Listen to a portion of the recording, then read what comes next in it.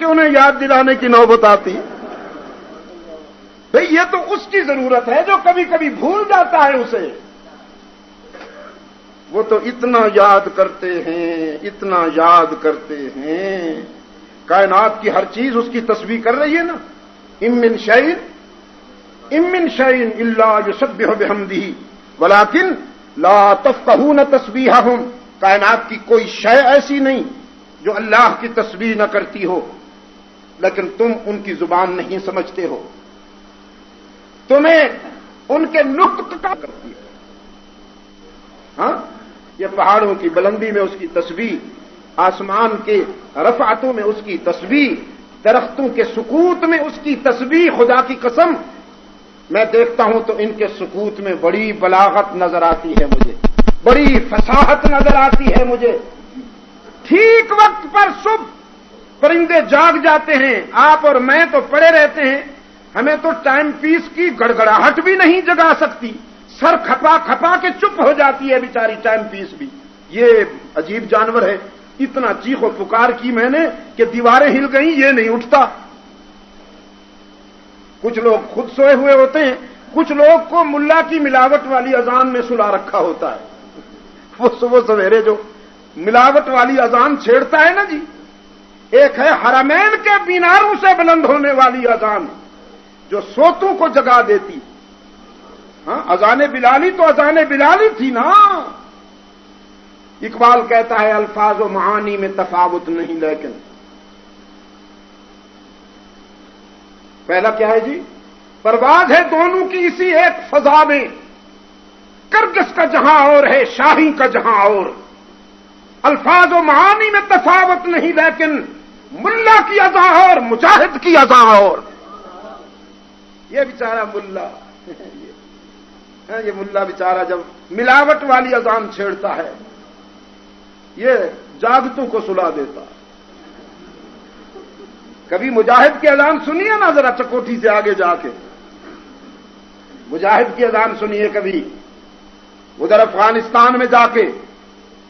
اللہ اکبر، اس اذان کو سنیں تو رگ رگ میں احقاق حق اور ابطال باطل کی روح توڑنے لگتی. اور مولوی صاحب کی اذان سنیں تو حلوہ یاد آنے لگتا ہے، پلیٹیں یاد آنے لگتی. میں نے اس دن پنڈی میں بھی کہا یہ ساری ملاوٹ اس وقت کرتا ہے جب لاؤڈ سپیکر ہو. جب لاؤڈ سپیکر نہ ہو تو بس پھر اصلی اذان دے دیتا ہے. ایک اس وقت جب لاؤڈ سپیکر نہ ہو، دوسرا اس وقت جب افطاری والی اذان ہو. افطاری والی اذان بھی جلدی اللہ اکبر اشہد ان لا الہ الا اللہ اشہد ان لا الہ الا اللہ. نظر سارا افطاری کہ میں ادھر وہ ملاوٹ کرتا رہوں، یہ سارے پکوڑے کھا جائیں گے. سارا عشق کا پھور ہو جاتا ہے وہاں مولوی صاحب کا. تو پرندے صبح سویرے جاگ جاتے ہیں، صبح سویرے جاگ جاتے ہیں، وہ بھی اللہ کی تسبیح کر رہے ہیں. لوگ کہتے ہیں بادل گرج رہے ہیں، چمک رہے ہیں. قرآن کہتا ہے وَيُسَبِّحُ الرَّعْدُ بِحَمْدِهِ وَيُسَبِّحُ الرَّعْدُ بِحَمْدِهِ وَالْمَلَائِكَةُ مِنْ خِيفَتِهِ. یہ بھی تسبیح کر رہے ہیں اللہ کی. تو کائنات کی ہر شے تسبیح کر رہی ہے کشمیر کے روشن ضمیروں. لیکن صرف ایک ایسا ذاکر ہے،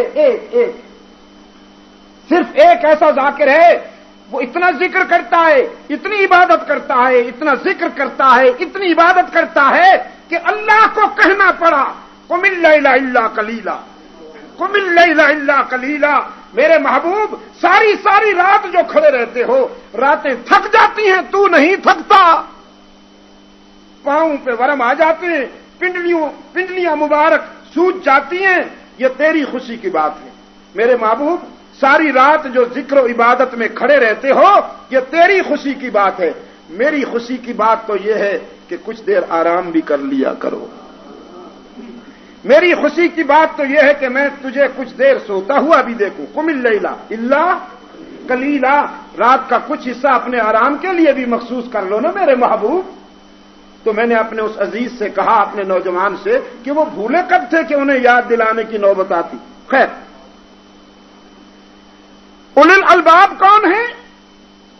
فرمایا الذین یذکرون اللہ قیاما وقعودا وعلی جنوبہم ویتفکرون فی خلق السماوات والارض. وہ صحیفہ کائنات کے ایک ایک نقش پر غور کرتے ہیں، کائنات کی ایک ایک ادا کا مطالعہ کرتے ہیں، تو پھر ان کے ضمیر کا فیصلہ ہوتا ہے ربنا ما خلقت ھذا باطلا سبحانک الم تر ان اللہ انزل من السماء ماء فاخرجنا به ثمرات. کیا دیکھتے ہو تم؟ غور نہیں کرتے؟ تمہارے سمندروں کے کڑوے پانی کو، نمکین پانی کو ہوائیں اٹھاتی ہیں، بلندیوں کے ایک معیار پہ لے جاتی ہیں، اس معیار پہ جا کر ہم اس پانی، نمکین اور کڑوے پانی کو فلٹر کرتے ہیں، پھر ٹھنڈا اور میٹھا بنا کر برساتے ہیں بوند بوند. الم تر ان اللہ انزل من السماء ماء فاخرجنا به ثمرات مختلفا الوانها ومن الجبال جدد بيض وحمر مختلف الوانها وغرابيب سود ومن الناس والدواب والانعام مختلف الوانه كذلك انما يخشى الله من عباده العلماء. ہم آسمان سے پانی برساتے ہیں، تمہاری مردہ زمینوں کو زندگی بخشتے ہیں، پھر ان زمینوں سے تمہارے لیے رزق لے آتے ہیں. اسمار فضا کے ایک پانی اور ایک زمین کے ملاپ کے نتیجے میں اگنے والے درختوں کی رنگتیں مختلف، جسامت مختلف. وفی الارض قطع متجاورات وجنات من اعناب وزرع ونخیل صنوان وغیر صنوان یسقى بماء واحد ونفضل بعضها على بعض في الأكل إن في ذلك لآيات لقوم يعقلون. پانی تو ایک ملا لیکن رنگتیں مختلف، درختوں کی جسامت مختلف، قد و قامت مختلف، پھل مختلف، ان کے ذائقے مختلف. اقبال کہتا ہے پالتا ہے بیج کو مٹی کی تاریکی میں کون. مٹی کی تو فطرت ہے، فولاد بھی دفن کیا جائے تو کچھ دنوں کے بعد خاک بن جاتا ہے، گل جاتا ہے نا. مٹی میں فولاد بھی گل جاتا ہے، لیکن انسان جب اللہ کے بھروسے پر اسی خاک میں دانہ دفن کرتا ہے تو خالق کائنات حکم دیتے ہیں اسے کھانا نہیں، میرے بندے نے امانتاً دفن کیا ہے، گلزار بنانا ہے. اس نے ایک دانہ ڈالا ہے تیرے دامن میں، تو اسے سینکڑوں بنا کر واپس کر. پالتا ہے بیج کو مٹی کی تاریکی میں کون. کوئی سائنسدان، کوئی دانشور، کوئی حکمران، کوئی پیر صاحب، کوئی گدی نشین. پالتا ہے بیج کو مٹی کی تاریکی میں کون. گھی پہ زور دو نظر آ تاکہ بھی کے بیماروں کو اللہ شفائے کاملہ عطا فرمائے.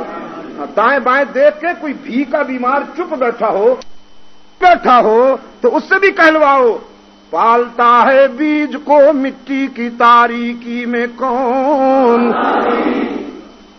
کون دریاؤں کی موجوں سے اٹھاتا ہے سحاب. کون لایا کھینچ کر پچھم سے باد سازگار. خاک یہ کس کی ہے، کس کا ہے یہ نور آفتاب؟ کس نے بھر دی موتیوں سے خوشائے گندم کی جیب؟ موسموں کو کس نے سکھلائی ہے خوئے انقلاب؟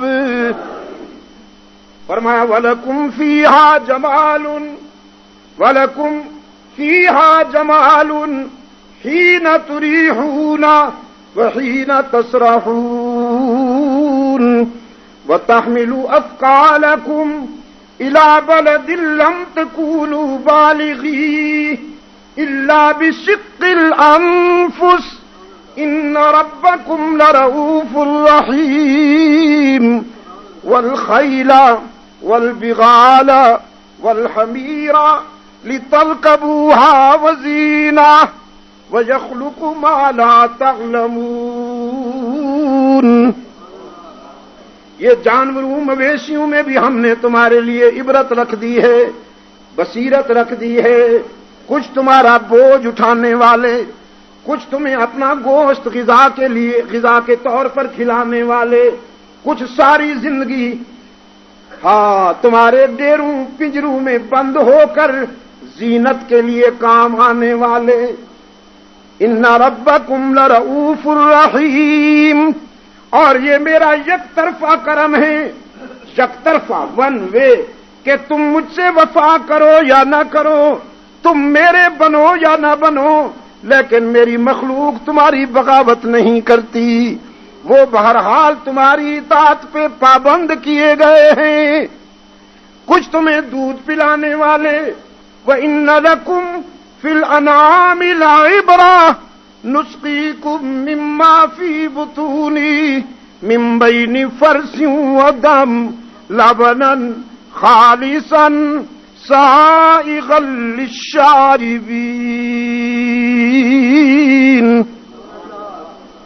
دودھ کا گلاس بھی دائی، دودھ کا گلاس بھی مبلغ، پینے سے ایک لمحہ پہلے سوچ لیا کر کہاں سے آیا، کس نے بھیجا۔ تیری بکری کی رنگت سیاہ، گوبر بدبودار، رگوں میں دوڑنے والا خون سرخ، اور یہ دودھ انہی پراسس سے گزر کے آیا ہے تیرے گلاس میں۔ لیکن تو نے کبھی سوچا وہ کون محسن ہے جو تیرے گلاس میں آنے والے دودھ میں بکری کی سیاہی کو بھی شامل نہیں ہونے دیتا، خون کی سرخی کو بھی شامل نہیں ہونے دیتا، فضلے کی بو کو بھی شامل نہیں ہونے دیتا۔ یہ ساری منفی چیزیں، یہ ساری گندی چیزیں، ان منفی اور گندی چیزوں میں سے لبنن خالصاً سائغا للشاربین، خوش رنگ اور خوش ذائقہ دودھ پلانے والا کون ہے؟ جی پہ زور نہیں دیا جا رہا، مہنگائی کا اثر ہے، مہنگائی کا اثر ہے، مجھ کو خبر ہے۔ منفی چیزوں میں سے خوش رنگ اور خوش ذائقہ دودھ پلانے والا کون ہے؟ ہی پہ خاص ہو، ہی پہ وفاداروں کے انداز میں، وفاداروں کے انداز میں۔ مجھ سے کہنے لگا اس کا نام بھی ہے قرآن میں، جہاز کے اس پر سٹیئرنگ پہ ہاتھ مار کے۔ جہاز کا سٹیئرنگ تو یوں ہوتا ہے نا جی، لٹکا ہوا۔ آپ کی موٹر بس کا سٹیئرنگ تو یوں یہ گول سا ہے، فیتا سا ہے، وہ یوں لٹکا ہوتا ہے، اس کو یوں کرتے ہیں، یوں کرتے ہیں۔ کہتا ہے اس کے اوپر ہاتھ مار کے یہ بھی ہے۔ میں نے کہا اشارہ ہے، نام نہیں لیا۔ وَيَخْلُقُ مَا لَا تَعْلَمُونَ، کہتا ہے نام کیوں نہیں لیا؟ میں نے کہا نام اس لیے نہیں لیا کہ اس وقت اگر جہاز کا نام لیتا قرآن تو لوگ ایمان سے محروم ہو جاتے۔ وہ کہتے ہیں یہ کیسے ہو سکتا ہے؟ کائنات و فولاد کا ڈھانچہ ہوا آسمان کے دامن میں اڑے اور سینکڑوں انسانوں کو اٹھا کے چلا جائے، یہ انبلیویبل چیزیں ہیں، ناقابل یقین ہے۔ یہ احسان ہے قرآن کریم کا۔ جو نعمتیں اس وقت سامنے تھیں ان کا نام لے لیا، اور جو آنے والی تھیں اس کے لیے فرمایا وَيَخْلُقُ مَا لَا تَعْلَمُونَ، ہم اور بھی بہت کرم کرنے والے ہیں، لیکن ابھی تمہارے پاس وہ شعور نہیں ہے، ان چیزوں کو سمجھنے کی صلاحیت نہیں ہے، وہ جب سامنے آئے گی تو سمجھ جاؤ گے۔ یہ احسان ہے قرآن کریم کا۔ پھر میں نے کہا قرآن کہتا ہے وَمِنْ آيَاتِهِ أَنْ خَلَقَكُم مِّن تُرَابٍ، یہ بھی اس کی معرفت کی دلیل ہے. ذرا اپنی ذات پہ غور کر کہ تیری تخلیق کا فارمولہ کیا ہے. وَمِنْ آيَاتِهِ أَنْ خَلَقَكُم مِّن تُرَابٍ ثُمَّ إِذَا أَنْتُمْ بَشَرٌ تَنْتَشِرُونَ.